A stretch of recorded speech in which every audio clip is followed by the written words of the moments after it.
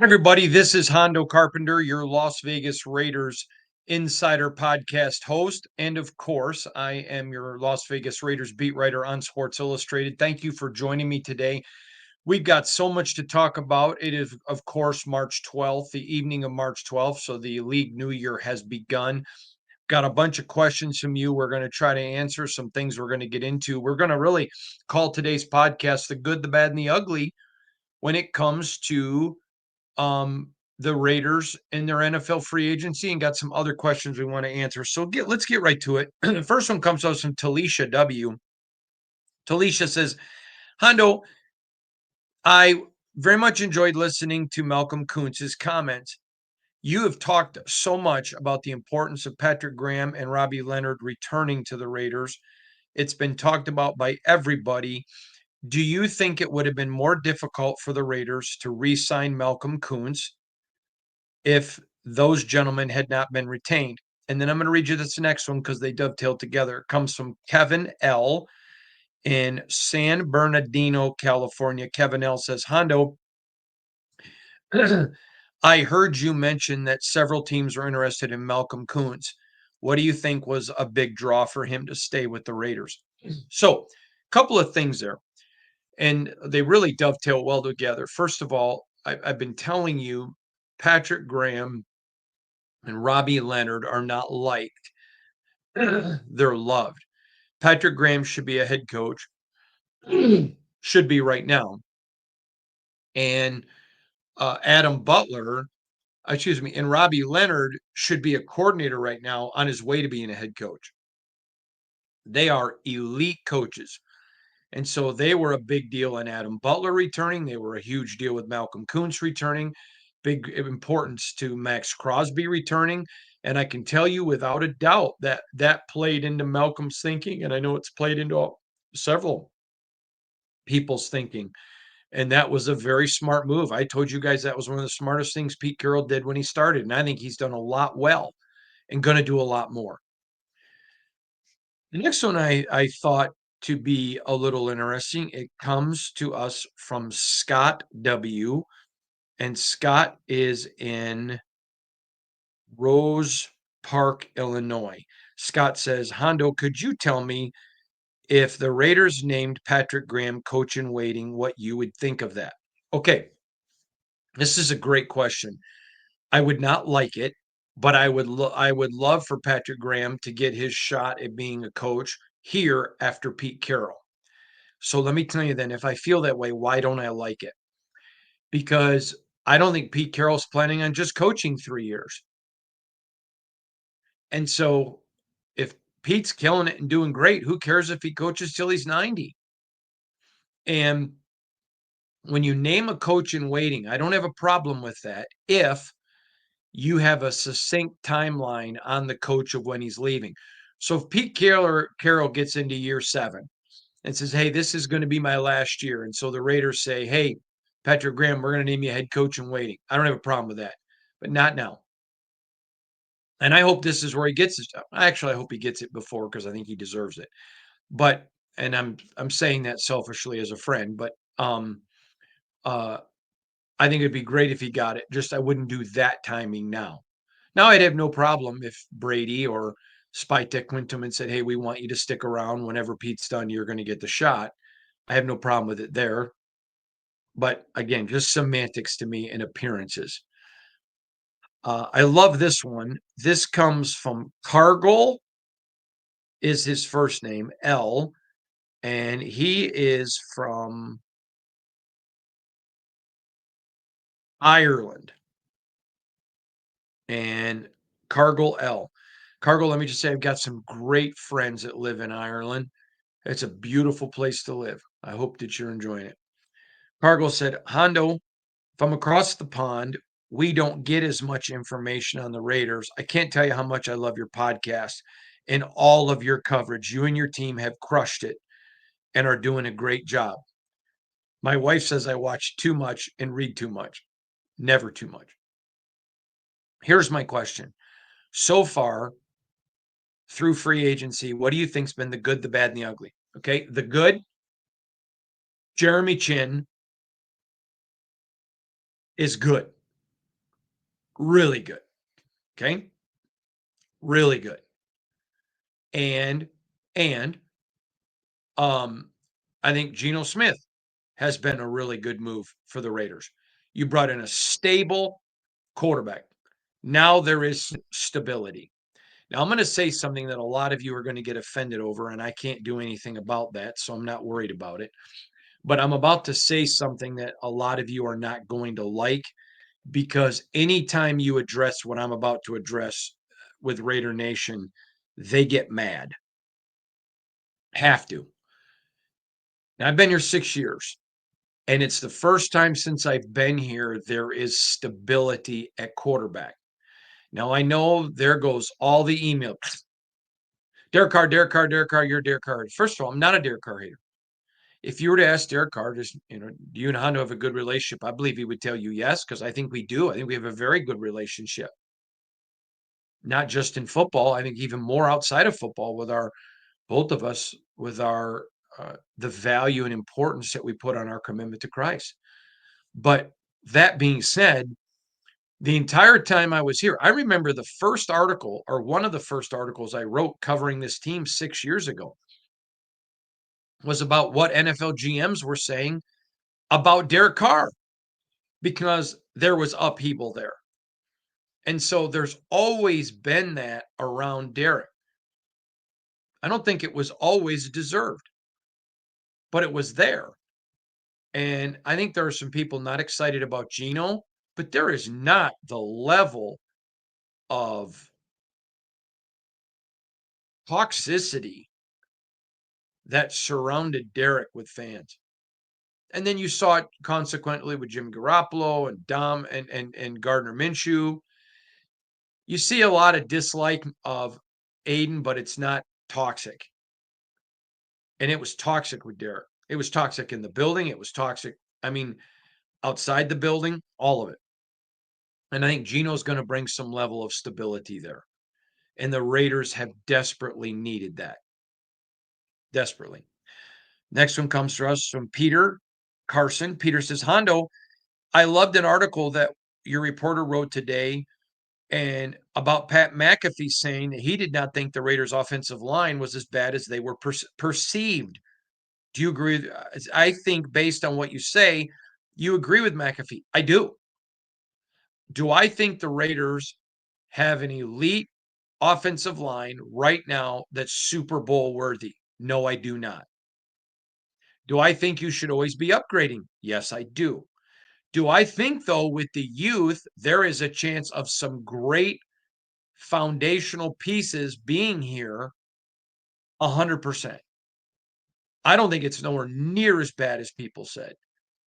I mean, a lot of it, okay, so you had Andre James was injured, struggled to play, but he was injured. You saw Colton once he got healthy, he was very good, very good. You saw Delmar DJ Glaze, the mule, and how he was a sure-footed monster on the right-hand side when Thayer Mumford, who was playing well, went down. You saw Jackson Powers Johnson, JPJ. God, I love that kid. And of course, Dylan Parham, Jordan Meredith. There's a lot of talent on that team, a lot of it. And so, do I think it's a Super Bowl worthy line today? No. Do I think they can grow into it? Yes. And keeping Joe Philbin. I'm going to get to that here in a minute. In fact, we'll get to that one now. This one comes to us from Dominic D. Dominic is from St. Louis, Missouri. And Dominic D says, Uncle Hondo, I know that you were really excited about the Raiders keeping Patrick Graham and Robbie Leonard. So, who's been your third favorite hire on this staff? Okay. I don't know that excited is the right word. Matter of fact, I don't think it's the right word. I was happy for Robbie and Patrick. I was happy for the Raiders, but I would have been excited had Patrick gotten a job as a head coach and would have been excited for Robbie. These are two men I consider friends. If he'd have gotten a DC job. That's not rooting against the Raiders. But I'm very happy for everybody involved. It was a great move. And quite frankly, it's why Pete Carroll is Pete Carroll, because he comes into it with no ego. But if I had to pick a third hire, and there's a bunch of them, obviously the running back coach out of Notre Dame, stud. That guy is an absolute stud. That man can coach. He is on the fast track to good things. He alone is going to do great things with the Raiders running backs. But Joe Philbin, to me, home run hire. At the most important non-coordinator position, offense and defensive line, you've got two stud horses in Rob Leonard and Joe Philbin. I will tell you this right now, there are some great offense and defensive line coaches in the NFL. Think of Jeff Stoughton, my buddy Jeff. Great guy. Great, maybe the best offensive line coach in the NFL. But there's nobody in the NFL that has a better punch with offense and defense on the same staff. There's some ones that are really good, but nobody's better than the Raiders. Nobody at all. Let that one. Oh, but I got to go back and talk about the good, the bad, and the ugly. That's not fair. So the good, I think, is Geno. I think the good is Jeremy Chin. Both of those were tremendous signings. Jeremy Chin is a heat-seeking missile. And I love the way he plays. He plays the game of football like Robert Spillane plays, like Max plays. He's that kind of guy. The bad. I think I'm trying to I think losing I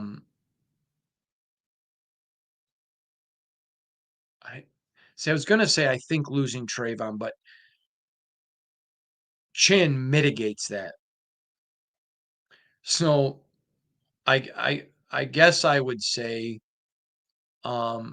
there were some deals I think the Raiders were trying to work on. I think they're still working on some of them, not all of them that didn't come through. And I think there was some really bad signings by NFL teams this cycle that just way overpaid. And so the Raiders were out of the market because there were some teams that had a lot of cash. So let me give you an example. I'm not going to tell you how much, but years ago, there was a doll that many of you won't remember unless you got gray hair called the Cabbage Patch doll. And I remember my niece, Rebecca, really wanted a Cabbage Patch doll. But people were running into Toys R Us and other toy stores and buying them all. And then auctioning them off and selling them for massive amounts of money. Massive amounts of money. And there were people that just said, okay, it's a great doll. My kid wants it. I want to buy it for him. I'm willing to pay retail. But even back in the 80s, some of these were going for $1,000. And there were a lot of people that just said, I'm going to wait. And they did. And the next Christmas, they got all their kids the Cabbage Patch dolls because they weren't willing to overpay. Now, to each their own. But what I would say to you is there were a lot of teams that had a lot of cash in their pocket that weren't necessarily smart. And they way overpaid and they crippled their franchises. So that would be the bad. The Raiders did not do that. So but I would say that was bad. And then I would go to the ugly would be the losing of Robert Spillane. The Raiders really wanted to keep him. And I know he wanted to be here and it didn't work out. And I did a podcast on Monday night that if you didn't see it, you should go back and watch. That really explains why it was ugly. And it was ugly because there hasn't been any stability in the franchise. It was not a statement whatsoever. Whatsoever. I mean, in no way a statement whatsoever against John Spytek. It's just the Raiders' instability set them up, and I blame that more than anything for the loss of Robert Spillane. The next one comes to us from Jared C. Jared says to me, Uncle Hondo, what are your early predictions for the Raiders next year? No clue. I don't know who they're going to draft. There's still potential trades. There are still potential free agents. That is way too far away.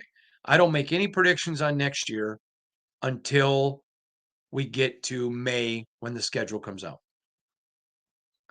The next one comes to us from William W. William W. And he's in Sturgis, Michigan. Hey, I know where Sturgis, Michigan is. Thank you. William says, Uncle Hondo, I love your podcast. It's terrific and a lot of fun. And I also love the fact that you're from Michigan, which makes it even funner for me. I'll forgive you for being a Spartan. Well, we just won the Big Ten. Go green. Oh, in football and hockey, by the way. All right. William says this to me. When you look at this Raiders team, I know you've talked about there could be as many as 4 quarterbacks on the roster next year. Do you anticipate Aiden O'Connell being let go? If so, how do you expect the other quarterback positions to be filled? I don't expect Aiden to be let go at all. Expect him to be there and competing. I don't think he'll win it, but I think he's going to compete for it. I expect the Raiders to pick a quarterback in this draft and then probably sign a UDFA or a young quarterback that's been in the league a while. But I expect them to have 4 quarterbacks when they get to Napa. Thanks, Will. Go green. All right. Next one comes from Quentin F. Quentin F. And Quentin is from West Palm, Florida. Oh, I'll be there the end of the month in West Palm. Quentin, thank you for emailing us. Quentin says, Hondo, there's a lot of great guys in this draft. But if you were allowed, like Mike Ditka and his Ricky Williams pick, to pick one guy in this draft that the Raiders would come away with, who would that one guy be? Quentin, that's a really good question. And there isn't one guy that I'd be willing to give up all the draft for. Like the Saints did. They gave all their draft picks and picked Ricky Williams. There is nobody in this draft that I would give all of my draft picks to for if I was the Raiders. Just would not. There's no there's just nobody there like that. Next one comes in to us from Ken. Ken G. Ken said, Hondo, interesting question for you. I loved your Adam Butler interview. In fact, I've loved all your Adam Butler's interviews since he got here.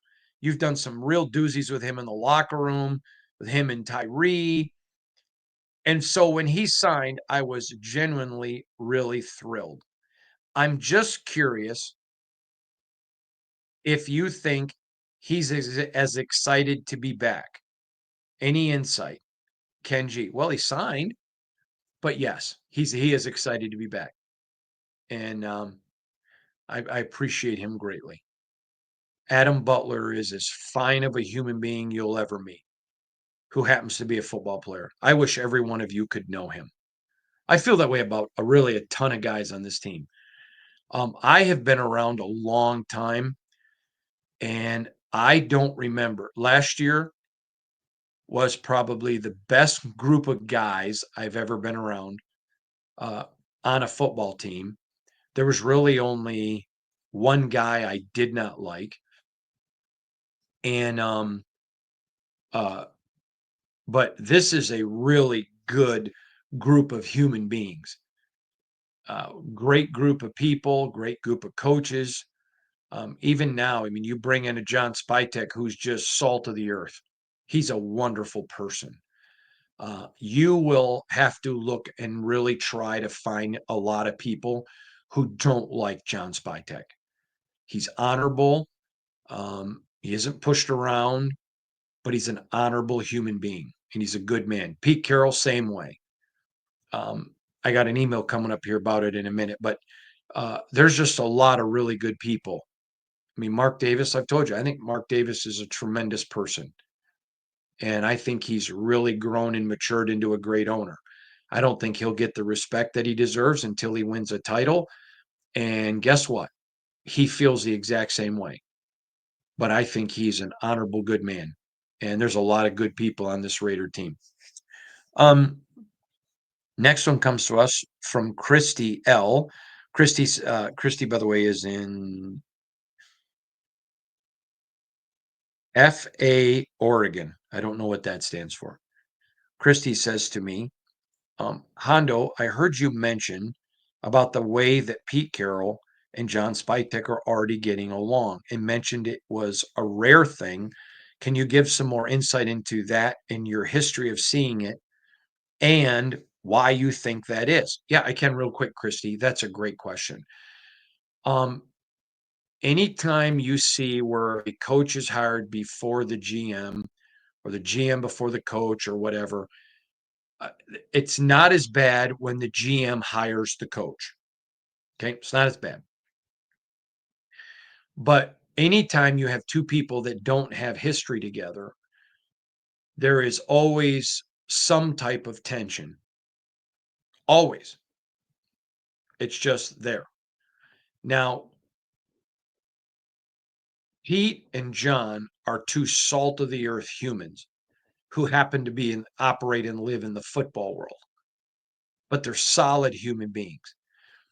And so they've both just come in with a sense of let's just go win.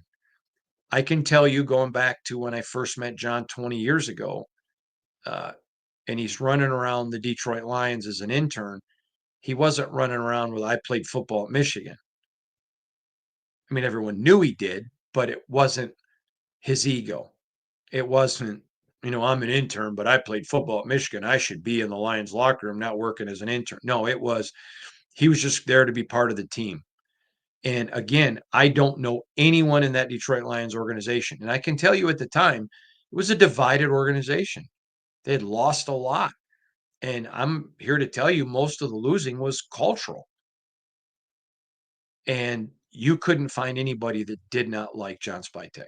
And so he's an absolute tireless worker, a great evaluator, no ego.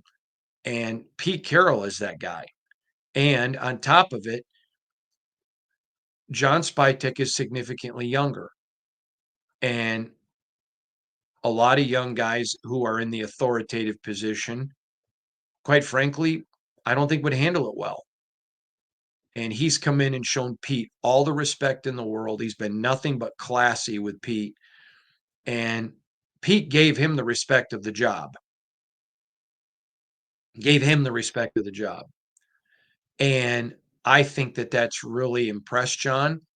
And John has given him nothing but the respect his resume deserves. So I thought that was a good one. This next one I'm going to address, and I don't get into politics. And to me, this is not a political issue, although some of you are going to think it is. And it comes to us from Chris P. Chris says, Hondo, I know you don't talk politics. So I also am aware that you've been covering sports a long time. There's been Democrat presidents, there's been Republican presidents. I remember people that did not want to go to the White House with Obama and people that didn't want to go to the White House with Trump.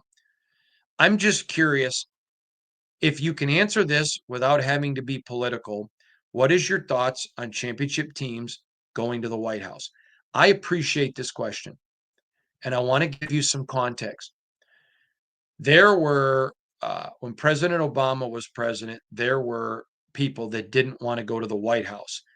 And on my television and radio show at the time, I blasted those people. You are going there to represent your team, your city, and you're going there at the invitation of the President of the United States. Your country is recognizing your achievement. And I said, I don't care what side of the aisle you're on, you go and you absolutely honor your city, honor your team, honor your fan base, honor your country. You shake the hand of your duly elected president and show the respect to that office. And I blasted people. Let me tell you, I lost a ton of followers. I had people really mad at me over that. Okay. I say the same thing to any time when you're invited to that White House. It is for your fans, it is for your fan base, it is for your city, your state, whatever. And you go and out of respect for the office. I'm going to tell you right now, I have some very good friends that have been uh, on the stage with presidents that they did not like, that they did not support. I had one of them literally say to me, "Of course I'm going to go. I don't agree with anything that the man believes, but of course I'm going to go and I'm going to be respectful and I'm going to be good." It's the office. We have lost a sense of decency. And I want you to know, I feel that way towards every president.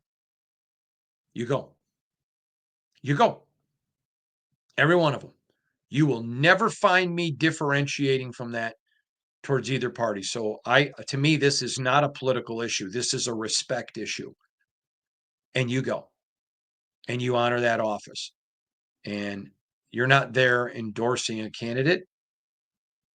You're going there because they're recognizing your state, your city, your team, your fans. And that's my opinion. And that's the only reason I answered it, because it's not a Republican or Democrat answer. So I appreciate that question. The next one I found to be super interesting for a lot of different reasons. Hondo, I have always found your mock drafts to be fascinating. I remember after the last draft, parenthesis 2023, you did a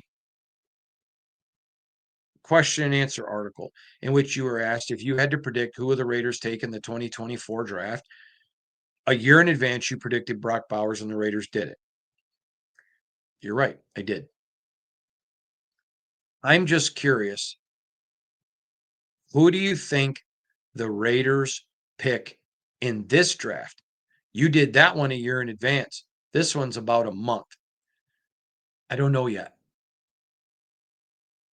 Listen, the Brock Bowers, I had a little bit of insight in because I knew what the Raiders were thinking of him.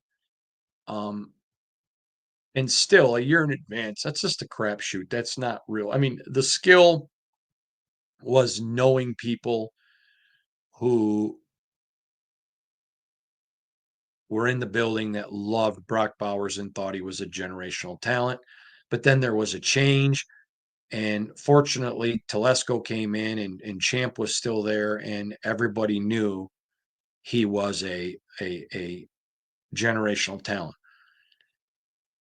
I believe if the Raiders keep the sixth pick, there are three guys, maybe four, depending on how the five picks ahead of them go.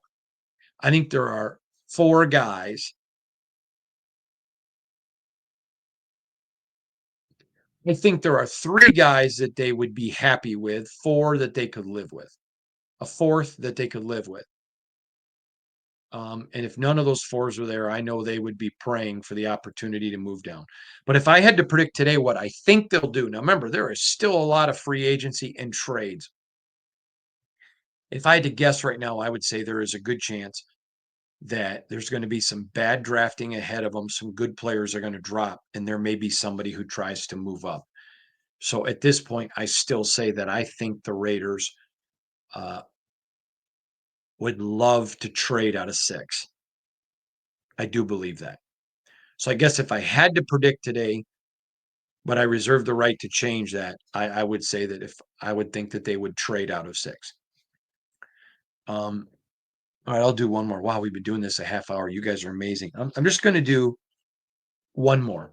and it's not really a football one. So if you want to turn off now, great. If not, so be it. You were warned. This goes back to a podcast I had the other night. Dear Mr. Carpenter, and he gives me his name. I'm not going to use it. You'll understand why in a minute. As a teenager, I have had to deal with my dad being in prison for how he treated my mother. It has been difficult for me. The other night on your podcast, I really enjoyed it. I've never emailed you before, but I got permission. I am a Raider fan because of my grandpa. And so I watch your podcast with my grandpa every night. We live with grandpa. When you talked about a water bottle and a 43-cent water bottle or a $10 water bottle, and both are the same, but it determines those that you're around, and the value is determined by location, not by the water. Something really hit me there. I'm trying to be careful how I read his words here. I want you to know I realize something. I love my father. He is my father. Even my mom and grandpa tell me I cannot get bitter towards him because he's the only dad I have. But I just realized he didn't understand my mom wasn't a 43-cent bottle of water. I've really struggled with this part of my life, and you really helped me. I just wanted to say thank you. I love the podcast, and he gives me his name. Uh, I'm going to say this to you, young man. I appreciate you. Um, I would like you to have your mom or grandpa email me because you're a kid. And if they do, tell them to cut and paste the PS that you sent me so I'll know that it's them. And then I'm going to reach out with their permission. I want to send you a couple of things. I'd like to send you a book by John Eldredge called Wild at Heart. It is a phenomenal book. It is a book that every young man should read. In fact, I'm going to send you a copy for your mom and your grandpa as well. I'll send you 3 copies, my cost. I'm not going to, I don't want any money from you. And then I'm going to send you another book that's changed my life, and I bet it will change yours. Um, but I would just like to do that. And then I would also, I talked to my wife, Shannon. We would like to provide you 2 tickets to a Raider game next year. We're going to take care of, uh, well, just read the note, but I'll give you the tickets. We'll take care of you. I would just like you to get to come. You are very fortunate, young man, to have a grandfather in your life who loves you like your grandpa. I would encourage you, like them, don't allow hatred and bitterness in your heart towards your father. I don't know anything that happened, but clearly, if he is in prison, it's not pretty, and I'm not justifying it, but bitterness and anger will not suit you well in your life. But you remember this: you treat your mom like a $10 bottle of water. And one day, when God gives you a wife, you treat her like that. Because let me tell you what happens. Your sons will learn how to be a father by watching you love their mom. They're going to learn how to be a husband. And your daughters are going to watch you. Be an example where they say, I want to marry somebody like my dad. But you're a very wise and intelligent young man, smart enough to look now, to take an analogy and to see your life. I'm very proud of you. And you just need to know that. Every young man needs to hear from the men in his life. I'm proud of you. I care about you. You matter to me. And so I don't know you other than by this email, But man, I already just got a love in my heart for you. I want you to know when I got your email, I just stopped and prayed for you and asked God's protection over you and your family and thank God for you. And you love your grandpa. Get all that wisdom out of your grandpa. He sounds like a great guy. And I hope that you just love him and adore him and cherish him. And I hope you get everything good out of that man because it sounds like he raised a great daughter and it sounds like he's raising a great grandson. So you keep it up. I know that, well, you just have one of them email me back. Got a little goodie bag we're going to send your way. And I look forward to meeting you at a Raider game next year. And I'm going to take you out to supper and you and your grandpa out to supper as well, and me and Shannon and Dexter. So I look forward to meeting you, and I wish you nothing but the best. God bless you. And to all of you in Raider Nation who stayed for that, I appreciate you all. I just pray God's best on you and your family. And remember this, if you're in a situation today where you're being treated like that 43-cent bottle of water, look in the mirror. Look in the mirror. There's an old saying, something's worth the price of what others are willing to pay. And I'll tell you what, when that revelation hits you, it changes your life. And if you're going through tough times, don't you quit. There's some of you today, maybe you're addicted to drugs. Maybe you're sitting in jail. Maybe you're this young man's dad. Man, you can look at what your what your son is doing and saying, I'm not bitter against dad. You can look at his mom and dad, tell him, don't get bitter against your father. And you can say, you know what? I got to get out of here and I'm going to be a better man. And you may be acting like a 43-cent bottle of water today, but you need to know when you were fearfully and wonderfully made by God, he made you to be something else. So don't let a setback equal a step back. To all of you in that 43-cent situation, just get ready for your comeback. All right. God bless you all. I hope you're doing well. I love the podcast and look forward to seeing you tomorrow. Thanks, everybody.